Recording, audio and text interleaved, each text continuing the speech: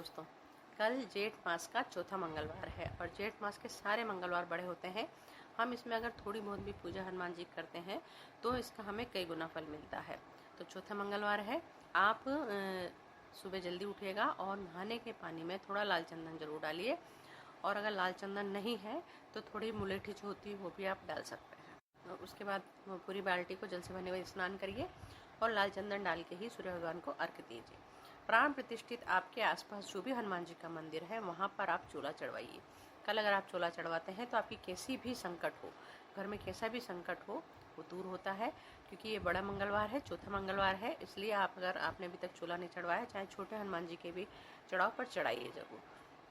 चमेली के तेल का दीपक आपको 1-1.5 घंटा जरूर जलाना है और जितना हो सके उतना हनुमान जी के मंदिर में आपको इमरती का भोग लगाना है। इमरती आप जितनी हो आपके सामर्थ्य के अनुसार 1.25 किलो, 5.25 किलो, 11.25 किलो, जो भी आपका सामर्थ्य है उसके अनुसार लेकर और उसमें थोड़ा सा तुलसी डाल के हनुमान जी को भोग लगाइए और फिर थोड़ा परिवार को खिलाइए और पूरा वितरण कर दीजिए। अगर आप ऐसा करते हैं तो आपके कई ग्रह मजबूत होंगे जन्म पत्री के, और उसके बाद आपको जितना सुख का अनुभव होगा आप खुद इस चीज़ का अनुभव करेंगे कि कितनी सुख समृद्धि, कैसे संकट आपके दूर होते हैं। जितना हो उतना इमरती का दान आपको कल करना है। मसूर की दाल का भी आप दान कर सकते हैं। किसी जरूरतमंद को मसूर की दाल अगर आप कल दान करते हैं और वो उसको यूज़ में लेता है तो आपका राहु ग्रह प्रभावित होगा, और वो जैसा भी अगर मान लो कोई दोष भी हो रहा होगा राहु का तो वो शांत होगा। आप करके देखिए। और सबसे बड़ी बात, पूर्व फाल्गुनी नक्षत्र है। पूर्व फाल्गुनी नक्षत्र में हम जो ढाक पलाश के जो पेड़ आता है बहुत खूबसूरत होता है, पलाश का जो पेड़ आता है उसको प्रणाम करिए दूर से ही, अगर आपके आसपास है तो। और नहीं है तो कल मंगलवार है तो आप नीम के पेड़ को भी प्रणाम कर सकते हैं। नीम के पेड़ में जितना हो उतना जल दीजिए और वहाँ पर चिड़ियों के लिए। राधे कृष्ण दोस्तों, कल जेठ मास का चौथा बड़ा मंगलवार है। अगर आपने अभी तक 2-3 मंगलवार जो निकल चुके हैं उसमें चोला नहीं चढ़वाया तो दक्षिण मुखी हनुमान जी के मंदिर पर चोला जरूर चढ़वाइए और देखिए आपकी कैसी भी समस्या हो उसका समाधान कितनी जल्दी होता है। और अगर मान लो चढ़ा दिया है तो बहुत अच्छी बात है, आप दोबारा भी चढ़वा सकते हैं। और हनुमान जी की विशेष पूजा में आपको कल इमरती जितना हो उतना वितरण करना है। इमरती का हनुमान जी को भोग लगाना है तुलसी दल डाल के, और जितना हो उतना इमरती का आपको दान करना है। करके देखिए आपका कैसा भी काम हो रुका हुआ है वो जरूर पूरा होगा। और नीम के पेड़ की आपको दूर से ही आपको प्रार्थना करनी है, प्रणाम करना है। अगर आप ऐसा करते हैं तो भी आप हनुमान जी की विशेष कृपा आप पर बनी रहेगी।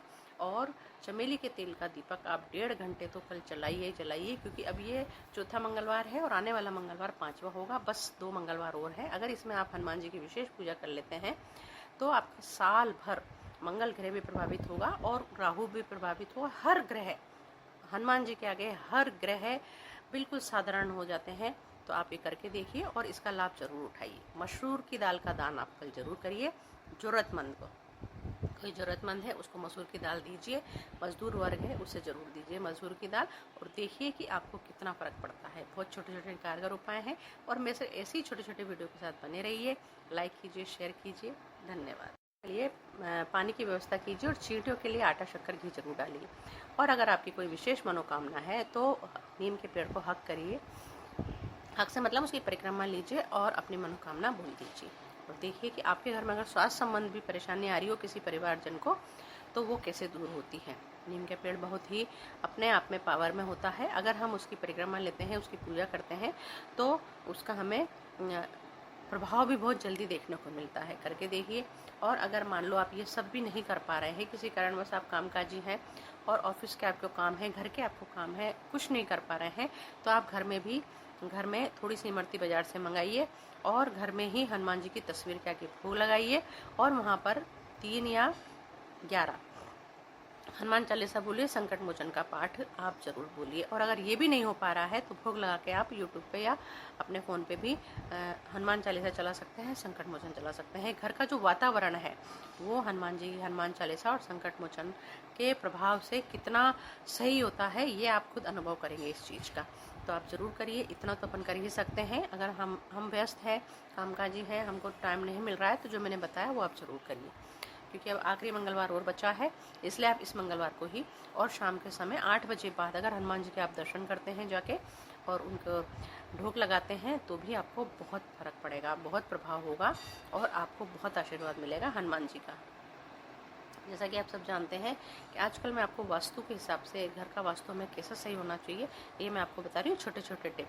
तो उसी टिप के अनुसार मैं आज आपको जो आपका ड्राइंग रूम है उसके बारे में बताती हूँ। अगर आपका ड्राइंग रूम है और ड्राइंग रूम में आपने अगर मिरर लगा रखा है तो उसे तुरंत हटा दीजिए। ड्राइंग रूम में मिरर सही नहीं होता है, उसे तुरंत हटा दीजिए और अपने ड्राइंग रूम में एक हरे भरे पेड़ की तस्वीर लाके लगा दीजिए। उत्तर